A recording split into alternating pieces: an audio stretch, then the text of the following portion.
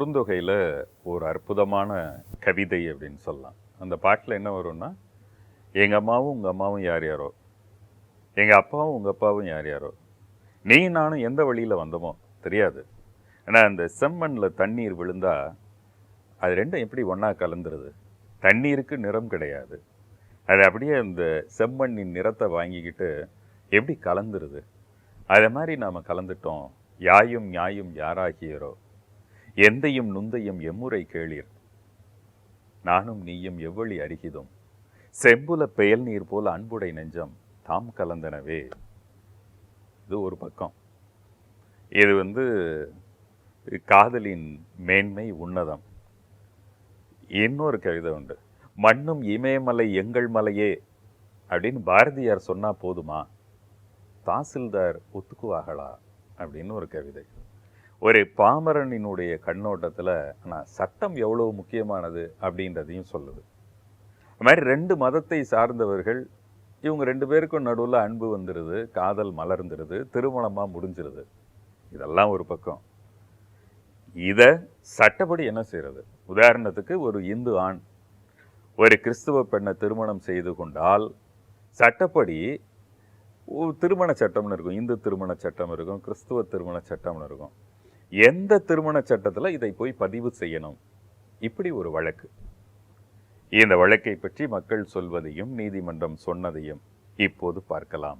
அது இந்து மத சட்டப்படி தான், அதாவது பையனோட மதத்தோட சட்டப்படி தான் கல்யாணம் பண்ணிக்கணும். என்ன அரசாங்கத்துல எந்த முடிவு எடுக்கிறாங்களோ அந்த முடிவு கல்யாணம் பண்ணிக்கலாம். அவங்களுக்கு எந்த ரெண்டு பேருக்கு எது காம்ப்ரமைஸா இருக்கோ அது மாதிரி பண்ணிக்கலாம், தப்பு இல்லை. அதாவது சமீபத்தில் நீதியரசர் சிவகுமார் வைத்தியநாதன் என்ற அமர்வு முன்னால் ஒரு வழக்கு வந்துச்சு. அதில் ஒரு புதுக்கோட்டையை சார்ந்த ஒரு நபர், அவர் ஒரு கிறிஸ்தவ பெண்ணை, மரிய பிரிட்டோ என்கிற கிறிஸ்தவ பெண்ணை திருமணம் செய்து கொண்டார். திருமணம் செய்து கொண்டு அவர் உடனடியாக சப்ரெஜிஸ்ட்ரார்கிட்ட போகிறார். திருமண பதிவாளர்கிட்ட போய் பதிவு பண்ண சொல்கிறார்.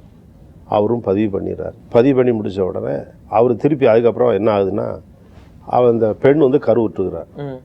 கருவுற்ற உடனே அவள் திடீர்னு காணாமல் போயிடுறார். உடனே அவருடைய கணவர் ஒரு மனு போடுறார். அது சாதாரணமாக என்ன சொல்லுவாங்க அப்படின்னா, ஆட்கொணர்வு மனு, அதாவது habeas corpus, writ of habeas கார்பஸ்ன்னு சொல்லுவாங்க. அந்த ஆட்கொணர்வு மேலே உயர்நீதிமன்றத்தில் தாக்கல் பண்ணுறார். அவர் அந்த மனுவில் சொல்கிற குற்றச்சாட்டு என்ன சொல்கிறாருன்னா, என்னுடைய மனைவி கருவுற்றிருக்கா, அவருடைய தந்தை வீட்டுக்கு போயிருக்கா, திருச்சியில் அவங்க தந்தை இருக்காங்க, அவர் தந்தையும் அவருடைய அக்காவுடைய மாப்பிள்ளையும் சேர்ந்து ஃபோன் பண்ணாங்க, இவர் அங்கே போயிருக்கிறா, இப்போ அவளை காணலை, அதனால் அவங்கள உடனே இந்த நீதிமன்றத்தில் ஆஜர்படுத்த சொல்லுங்கள் அப்படின்னு சொல்லி அவர் ஒரு ஆட்கொணர்வு மனு தாக்கல் பண்ணுறாரு.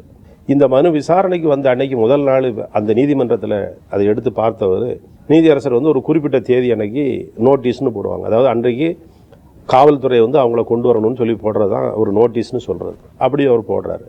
அந்த குறிப்பிட்ட தேதிக்கு முன்பாகவே அந்த பெண் ஆஜராகிறா நீதிமன்றத்தில். அதை போலீஸ்காரங்க தான் கொண்டாந்து ஆஜர்படுத்துகிறாங்க. அது பார்த்த உடனே அவர் பார்க்குறாரு, அந்த பெண்ணிட்ட என்ன நடந்தது என்னென்னலாம் கேட்குறாரு. அவர் சொன்னதுலேருந்தே நீதியரசருக்கு ஒரு சந்தேகம் வருது. அந்த சந்தேகத்தின் அடிப்படையில் அவர் என்ன பண்ணுறாருன்னு சொன்னால், ஒரு குறிப்பிட்ட சார்பதிவாளர் அலுவலகத்திலிருந்து மீண்டும் மீண்டும் அந்த கல்யாண சான்றிதழ், அதாவது கல்யாணம் பதிவு பண்ண சான்றிதழ் வந்துக்கிட்டே இருக்குது. அப்போ அவருக்கு அந்த பர்டிகுலர் ரெஜிஸ்ட்ரேஷன் ஆஃபீஸில் இருந்து மட்டும் இப்படி சர்டிஃபிகேட்ஸ் வந்துக்கிட்டே இருக்கேன்னு அவருக்கு ஒரு சந்தேகம் வருது. அவருடைய ஸ்டேட்மெண்ட்டை ரெக்கார்ட் பண்ணுறாரு.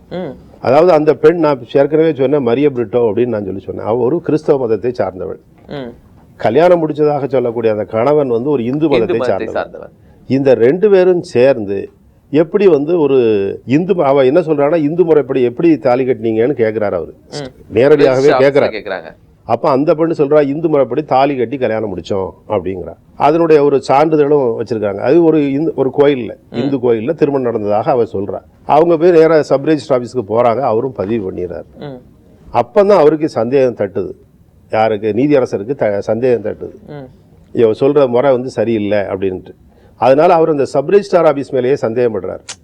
அந்த குறிப்பிட்ட பதிவு செய்த சப் ரெஜிஸ்டார் மேலே சந்தேகப்பட்டு அவரே ஒரு கட்சியாக சேருங்க, அவரை ஒரு கட்சியாக சேர்ந்து அவரே ஒரு குறிப்பிட்ட தேதி அன்றைக்கு வரவழைங்க அப்படின்னு அவர் சொல்றாரு. அதற்கு பின்பு அந்த தந்தைக்கும் ஒரு சமன் அனுப்பி அவரையும் வரவழைக்க சொல்றாரு. இதுல ஏதோ ஒரு குளறுபடி இருக்கு அப்படிங்கிற சந்தேகத்தில் அன்றைக்கு எல்லாரும் வந்துடுறாங்க. வந்த பிறகுதான் அவர் அப்போ எழுதுறாரு. நீதியரசர் மிக விரிவாக இந்த சட்டத்தை பற்றி எழுதி, இந்த சார்பதிவாளருக்கு அடிப்படையாக ஒரு திருமண பதிவாளர் என்கின்ற முறையில் என்னென்ன சட்ட நுணுக்கம் தெரிய வேண்டுமோ அது இவருக்கு தெரியலை. ரெண்டாவது, இவர் அடிக்கடி இந்த மாதிரி சான்றிதழ் கொடுத்துட்டு இருக்கிறாரு. இப்படிலாம் கொடுக்கக்கூடாது அப்படின்னு சொல்லி அவருடைய தலைமை அதிகாரி அடிக்கடி சான்றிதழ்களா இல்ல பொய்யான அடிக்கடி சான்றிதழ் அடிக்கடி சான்றிதழ்கள் அது அவரது பொய்யானன்னு சொல்லலை. அதில் ரொம்ப அதாவது அந்த அலுவலரை பாதிக்கவும் கூடாது, அவர் திருந்தவும் செய்யணுங்கிற நோக்கத்தோடு அவர் ரொம்ப கவனமாக எழுதுறார் அந்த தீர்ப்புரையில். எழுதி மேலதிகாரிக்கும் எழுதுறாரு, இந்த மாதிரி சான்றிதழ்கள் அடிக்கடி வருது, இந்த மாதிரி தவறுதல்கள் நடக்கக்கூடாது அப்படின்னு எழுதுறாரு. ஆனால் அதனுடைய தாற்பயம் வந்து இவர் கொடுக்குற சான்றிதழ்களுடைய அவர் வந்து உண்மையை உணர்ந்து செய்யலை அல்லது மனதை அப்ளை பண்ணி செய்யலைங்கிறது தான் அவருடைய தாற்பயம், அந்த நீதித்துறையினுடைய தாற்பயம், அந்த நீதி அதாவது ஜட்மெண்ட்லேருந்து கிடைக்கக்கூடிய சாராம்சம். ஆனால் அதில் ஒரு மிகப்பெரிய சட்ட நுணுக்கங்கள் அவர் விவாதம் பண்ணுறார். அதுதான் நீங்கள் கேட்ட கேள்வி. இது வந்து பின்புலம், இந்த சட்ட நுணுக்கத்துக்கு ஏற்பட்ட பின்புலம். அப்போ அவர் சொல்கிறார், ஏன் நான் சந்தேகப்பட்டேன் அப்படிங்கிறதுனா, ஒரு இந்து திருமணம் அப்படின்னு சொல்லியாச்சுன்னா இந்து திருமணத்தில் பங்கேற்றுக் கொள்கிற இருவரும் இந்துவாக இருக்க வேண்டும். முதல்ல ரெண்டு பேரும் இந்துவாக இருந்து இந்து ஆச்சார முறைப்படி திருமணம் நடந்திருந்தால் அந்த திருமணம் செல்லும், இந்து சட்டப்படி, இந்து திருமண சட்டப்படி. ஆனால் இங்கே திருமணம் முடித்தவர்கள் ஒருவர் கிறிஸ்தவர், ஒருவர் வந்து இந்து. அது பார்த்த உடனே தெரியும், ஒன்று மரிய பிரிட்டோ, ஒன்று இந்து பேர்னு தெரியுது. ரெண்டாவது, அவங்க எப்படி கோயிலுக்கு போய் பண்ணியிருக்க முடியும்? பண்ணியிருக்க முடியாது. இதை அடிப்படையில் அவர் பார்த்துருக்கணும். சப் ரெஜிஸ்ட்ரார் வந்து இதை பார்க்காம அதை பதிவு பண்ணது தப்பு. இது ஒன்று. இரண்டாவது, அவர் அதிலேயே கிறிஸ்டின் மேரேஜ் ஆக்டுக்கும் போறார். 3 விதமான இதை எடுக்கிறாரு. கிறிஸ்டின் மேரேஜ் ஆக்ட் அப்படிங்கிறது கிறிஸ்தவர்கள் திருமண சட்டம். அந்த கிறிஸ்தவர்கள் திருமண சட்டத்திற்கு கீழே எப்படின்னா, கல்யாணம் முடிக்கிறவர்ல ஒருவர் கிறிஸ்தவராக இருக்கலாம், மற்றொருவர் வந்து யார் எந்த மதத்தினரை சார்ந்தாலும் இருக்கலாம். ஆனால் கிறிஸ்தவ முறைப்படி திருமணம் நடந்திருக்க வேண்டும். சரி, இது ரெண்டு பேருமே இதையும் தாண்டி பண்றதா இருந்ததுன்னா எப்படி பண்றது? ஒருவர் கிறிஸ்தவர், ஒருவர் வந்து இந்து, அல்லது ஒருவர் கிறிஸ்தவர் அல்லது ஒருவர் முஸ்லீம், அல்லது ஒருவர் முஸ்லீம் அல்லது ஒருவர் இந்து அப்படின்னு சொல்லி சொன்னா அதை எப்படி பண்ண முடியும் அப்படின்னு சொல்லி சொன்னா, நம்ம இந்தியாவில் ஸ்பெஷல் மேரேஜ் ஆக்ட் அப்படின்னு இருக்கு, தனியாக கலப்பு திருமணம் சொல்லலாம், எப்படி வேணாலும் சொல்லிக்கலாம். ஈவன் இந்துக்களே அந்த ஸ்பெஷல் மேரேஜ் ஆக்டுகளை ரெஜிஸ்டர் பண்ண முடியும்.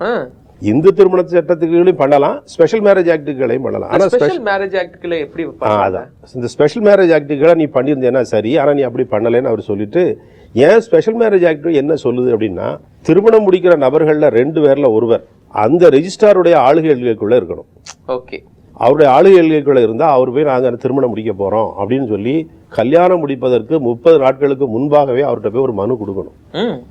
அந்த மனுவினுடைய அடிப்படையில் அவர் அந்த ரெஜிஸ்ட்ரார் என்ன பண்ணுவாருன்னா, இன்னொருத்தர் இப்போ பொண்ணு கொடுக்குறான்னா மாப்பிள்ளை நிரந்தரமாக குடியிருக்கிற இடம் இருக்கு இல்லையா, அந்த ரெஜிஸ்ட்ராருக்கு அனுப்புவார். இந்த மாதிரி எனக்கு ஒரு கடிதம் கொடுத்துருக்காங்க திருமணம் முடிக்க போறதாக, ஆகையினால இதில் எதுவும் ஆட்சேபம் இருந்தால் நீங்கள் தெரிவிங்க, இதை உங்களுடைய அலுவலகத்துக்கு நான் தெரிவிக்கிறேன் அப்படின்னு சொல்லி அவர் மாப்பிள்ளை இப்போ பொண்ணு கொடுத்துருக்காருன்னா மாப்பிள்ளை இருக்கிற இடத்துக்கு அந்த தபால் அனுப்பணும்.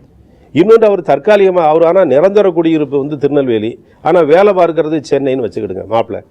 அப்போ அந்த ரெஜிஸ்ட்ரார் ஆஃபீஸுக்கும் அனுப்பணும். அவர் வேலை பார்க்கக்கூடிய அவர் எங்கே தங்கியிருக்கிறாரோ அந்த அலுவலகத்துக்கும் அனுப்பணும்.